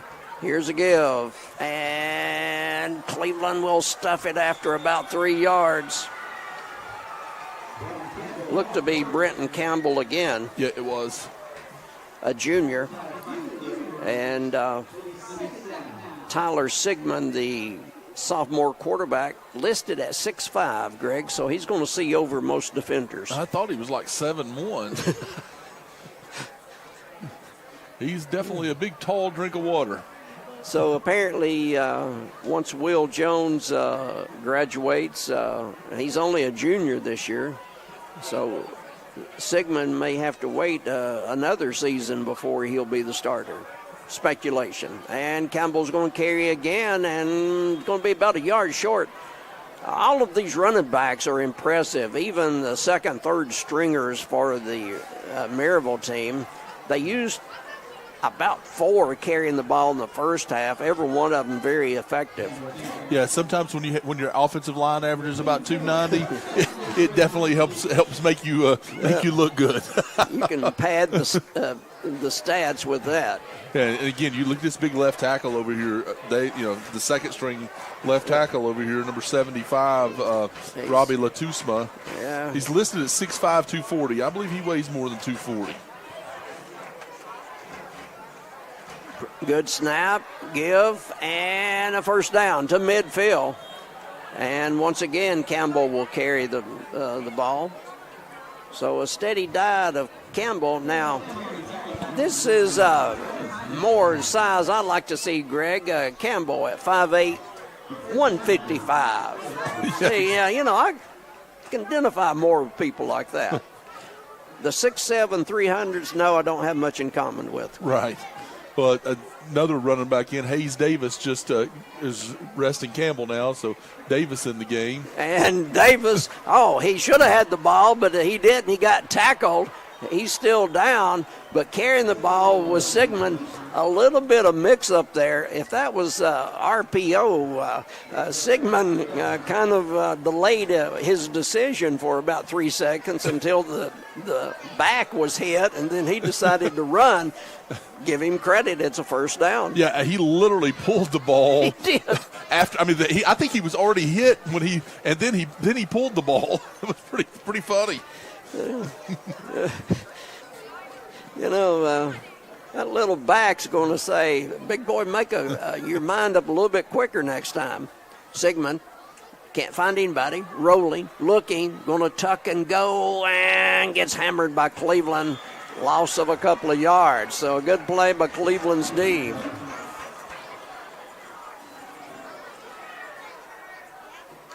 Cleveland on the road next week up to Oak Ridge. It is a region game.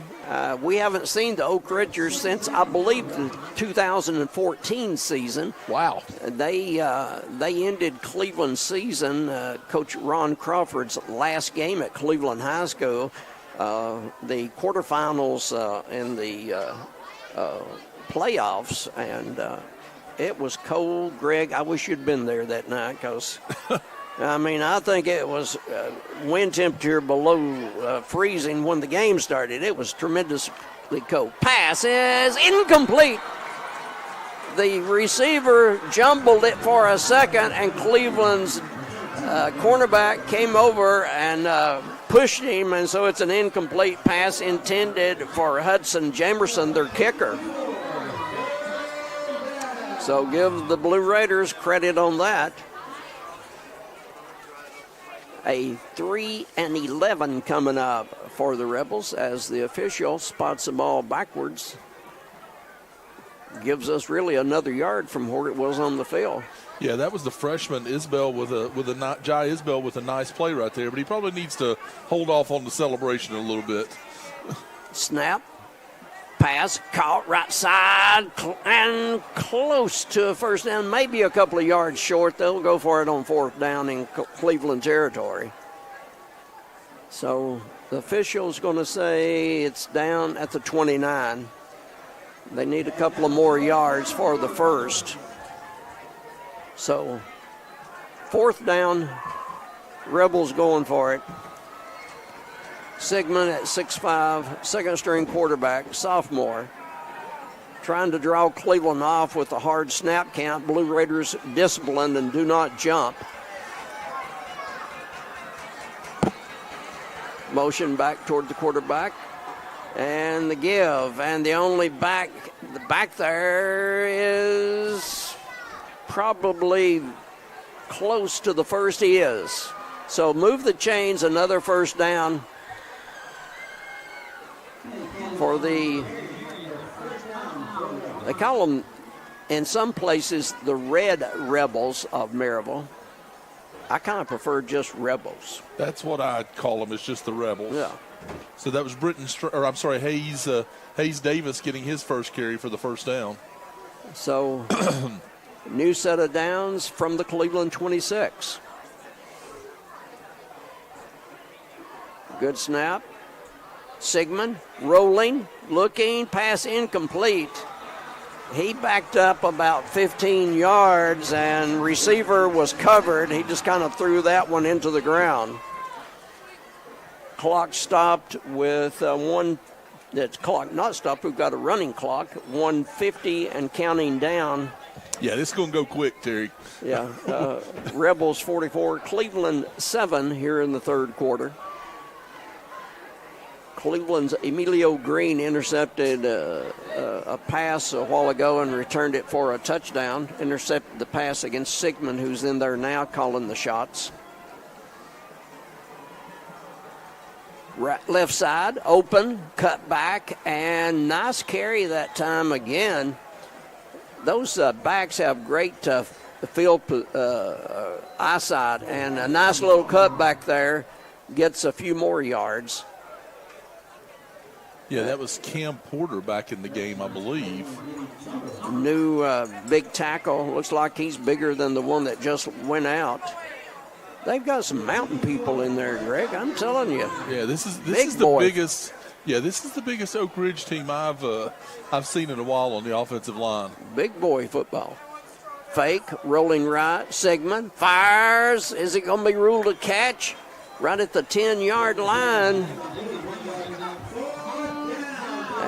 No, incomplete. So, fourth down coming up. Sigmund will go out.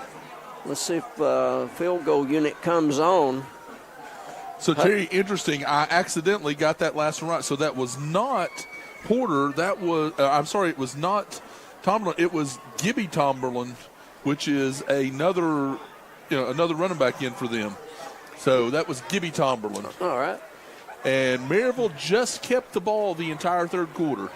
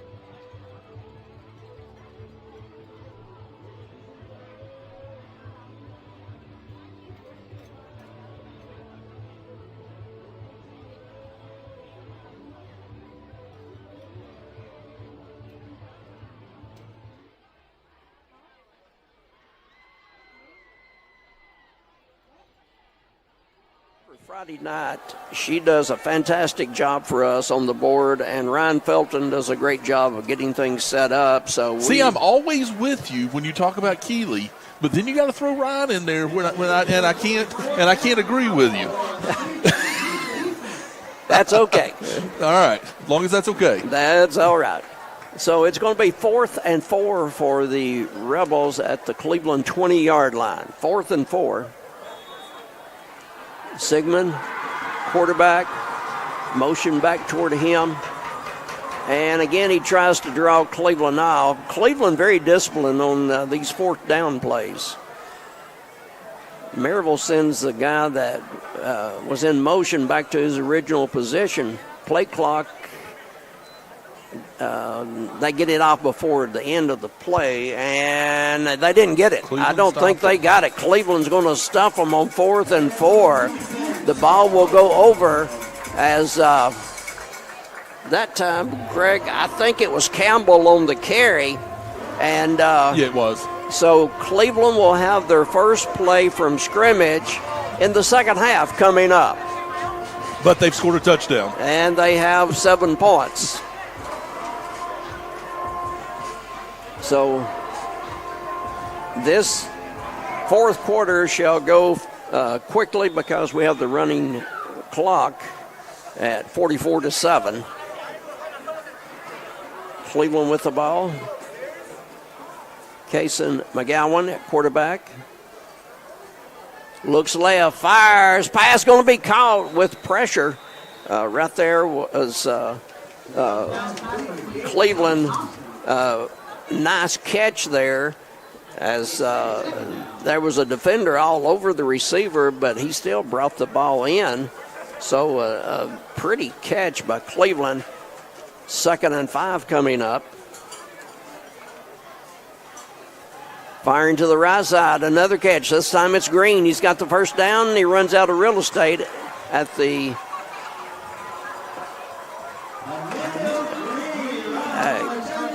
let's see where they spot him.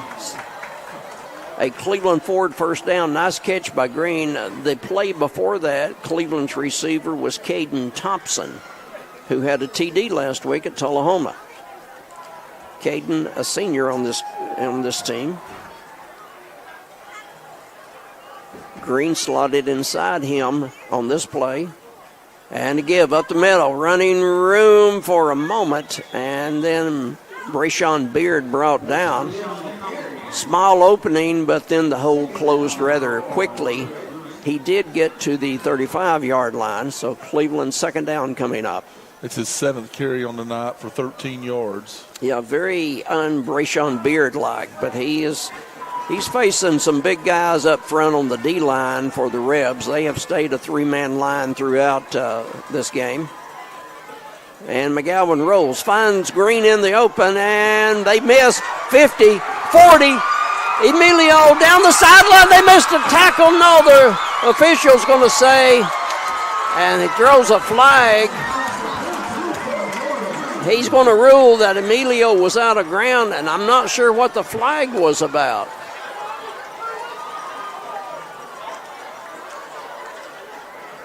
So anyway, it's not going to be a touchdown. He made the end zone, but he stepped out. Holding defense. I think he called personal foul. So Cleveland is going to be denied the touchdown there. But it is a first down. And they're going to spot it at the 15.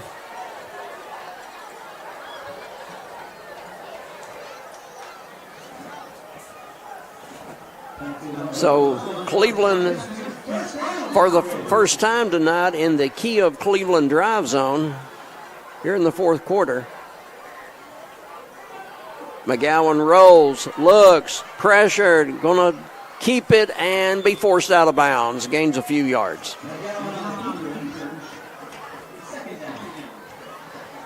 And coming into the game for the Blue Raiders is Titus Shamblin, sophomore. In fact, we've got 4 new players coming in. Make sure we're going to have enough. Lamcon play clock down to 20. So it's wholesale substitutions.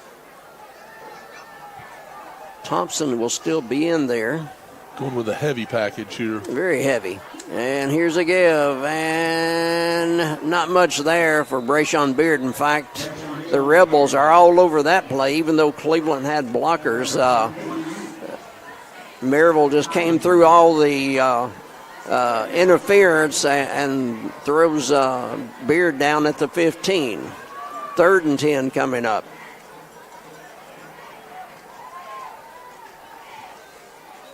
Again, the heavy package look. Actually, McGowan under center. So rare to see. Here's a fake. He'll roll. He'll look. Goes to the left side. Flag on the play. He'll go to the 10. He'll go to the 5 and be forced out of bounds short of the goal line. But most likely it'll be a hold against Cleveland. And yes, that's the indication. It's Cleveland's first penalty of the game, Terry. You got to be kidding. That is their first penalty of the game. Wow. So never thought about it. If you want to take a positive out of this, there's your positive. That's a good positive. There's been years in the past where we would have had that after the first play of the game. Yeah, exactly. There's no doubt. Speaking of First Horizon Bank will find a way to help you. Key Street near Chick-fil-A and also 25th Street at Chambliss. First Horizon Bank. The penalty brought to you by Bradley County Litter Grant. Cleveland 3rd and long. Got to go to the 5. McGowan with the empty backfield looks, has time. End zone, pass knocked away. So, 4th down and very long. They're going to let Bolaños try to kick a field goal here. Be about a 41, 42 yarder. We'll see where they set. So, Emilio Green will be the holder. Yeah, about a 41-yard field goal here for Bolaños. Dead center, so glad to see him get a chance to do this. Would be the second field goal of the year. Kick in the air. He's got the leg. Is it good? It is no good. Wide Somebody left. just took a football to the head, though, under the tent. Oh, okay. Yeah.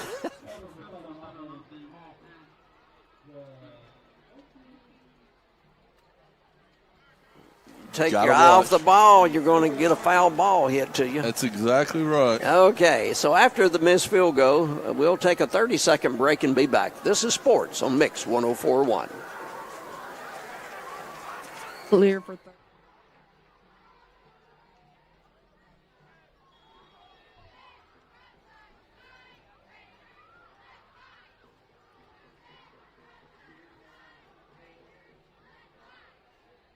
That's interesting. Oh, Well, I've told Ryan. Well, Jeremy told Ryan, and I just got told by Andy that, apparently my voice somehow went on air. Oof. But you're back in 6 seconds, so 5, 4, 3, 2, 1.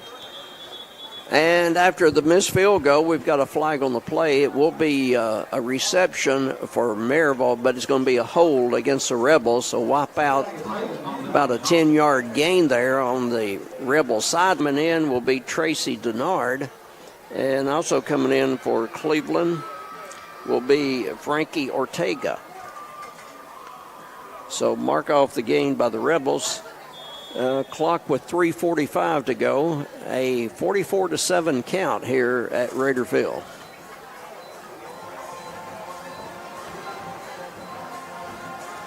Rebels had a 44-0 lead at the half.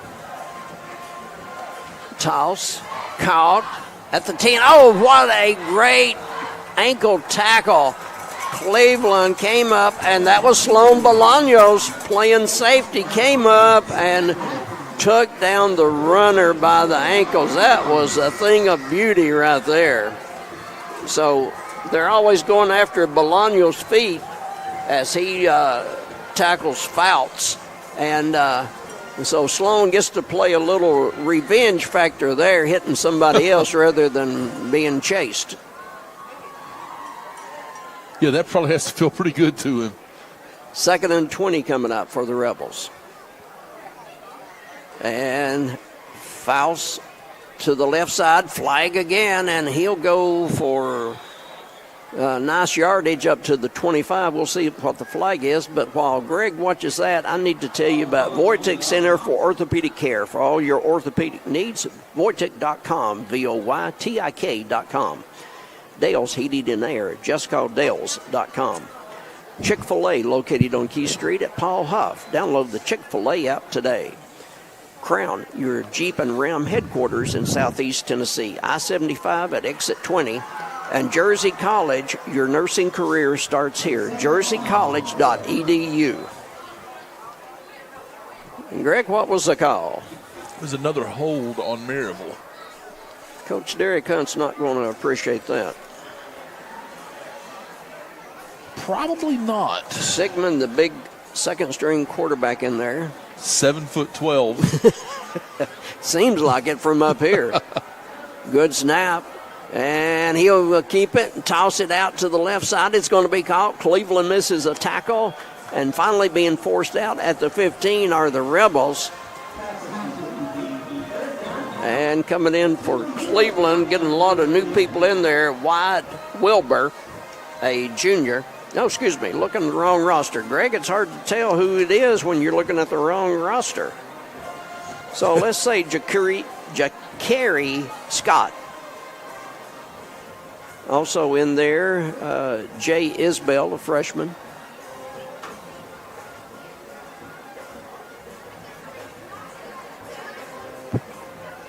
Sigmund awaiting the snap, 3rd and very long after that hold call a while ago. But run to the right side, a little bit of running room, and they'll be stopped short of the 20, carrying the ball. The younger Tomberlin, Gibby Tomberlin. Gibby Tomberlin, a freshman. He's got to feel proud to be a freshman and on the field for Maryville. On the field, yeah. 4th and forever. No, 4th and 11. I mean, that's going to be the game. So they're going to let it roll. They don't have to snap it. We had a running clock here in the second half because of the score, and so Maryville will not snap it again, and they'll win 44-7 here at Cleveland High School. The two teams will meet at midfield, shake hands. Coaches out there shaking hands, and the Rebels win it 44-7 tonight here at Cleveland High. We'll be back in 3 minutes with the postgame show on Mix 104.1. Clear for 3.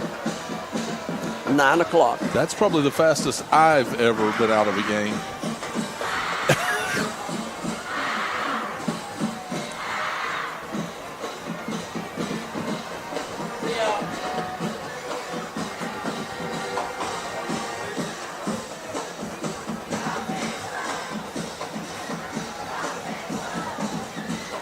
All I can say, Cleveland won the second half.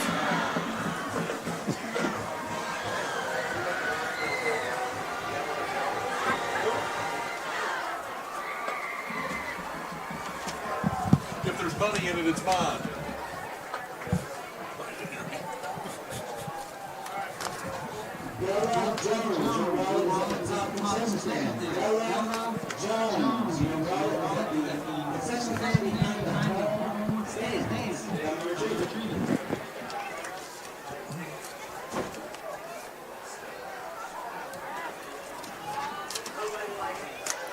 I need to get some. Hey, I was trying to tell you if there's money in it, that was my wallet. You look like that one. She's a freshman. Yeah, I probably need to put some in there.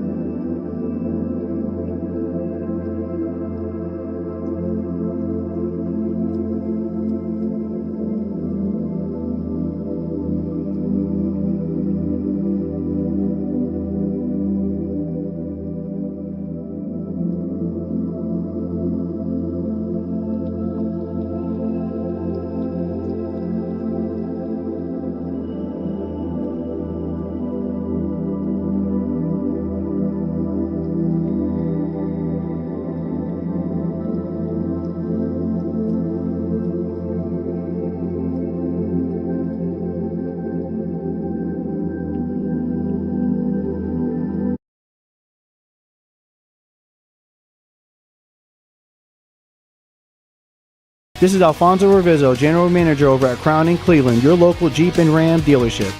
And listen, we have a lot of, and it's unfortunate, and this is my personal opinion, unfortunately, there's a lot of transferring going on around here. I wonder if they're having any issues up there about kids transferring in or out.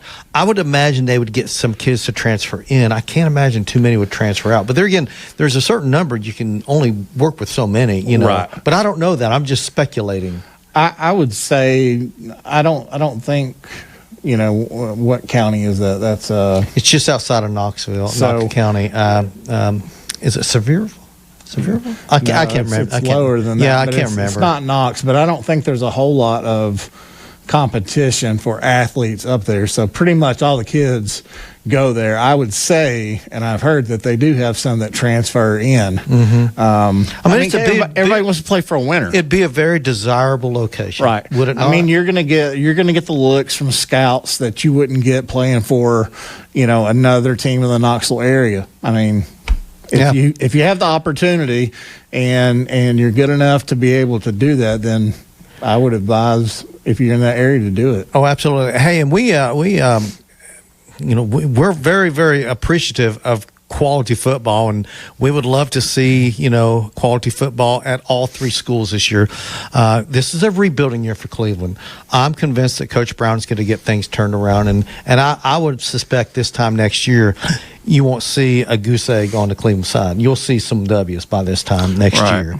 But we have a really good system here, you know, in Cleveland and Bradley County with our little leagues. You know, you have Bradley Youth Football, that they do a tremendous job, you know, getting those kids ready for the next level. You have Cleveland Youth Football, and then Walker Valley started up, you know, their youth league this year as well. So you got three really good programs that are running three really good little league teams or programs. Well, the thing that hurt the Blue Raiders this year, and we know, it's when the coaching change was made, a lot of the really quality kids transferred out. So he doesn't have the roster that he would have liked to have had.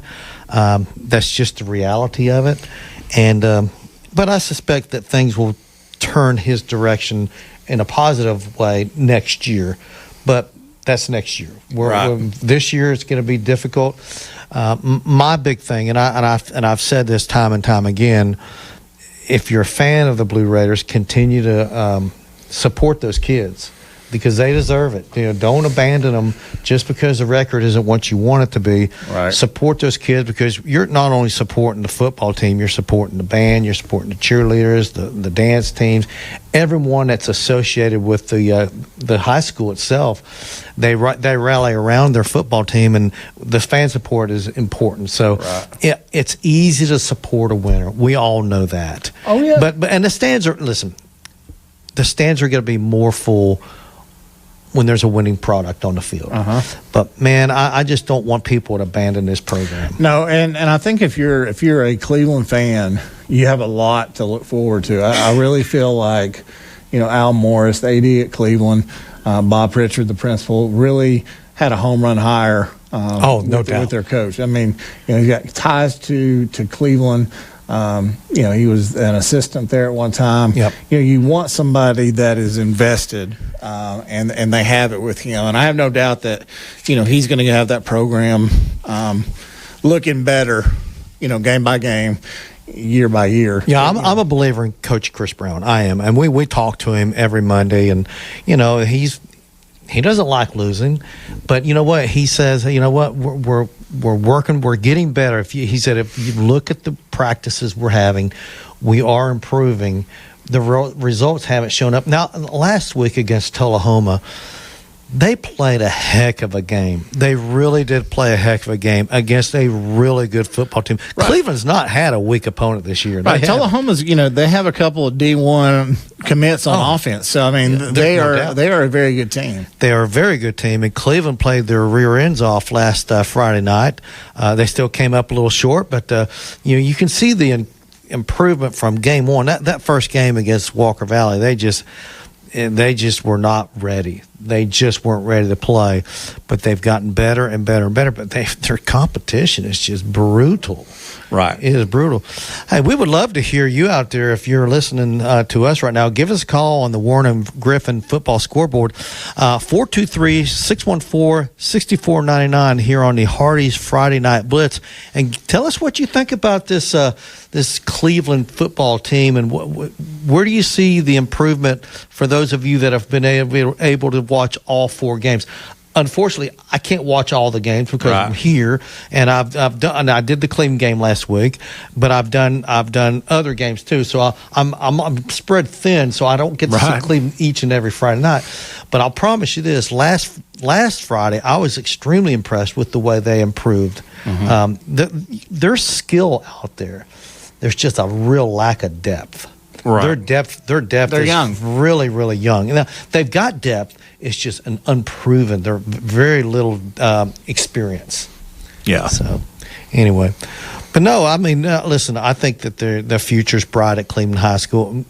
And, I know the future's bright at Walker Valley and Bradley. We know that. You can see the results are showing that. And what about this Walker Valley offense, man? They are just – I mean, they had 600-plus yards of total offense last week. Right. And I don't know what their stats are going to be tonight, but, I mean, they're putting a lot of points on the board. They've got to be up there again. Well, I mean, and, talk about transfers. Walker Valley, their quarterback is a transfer from Cleveland High School. Yeah, so that's right. I mean, the talent is definitely – there for Cleveland, but not to take away from Walker Valley, because Walker Valley's offense is really, really good, and they put a lot of points on the board.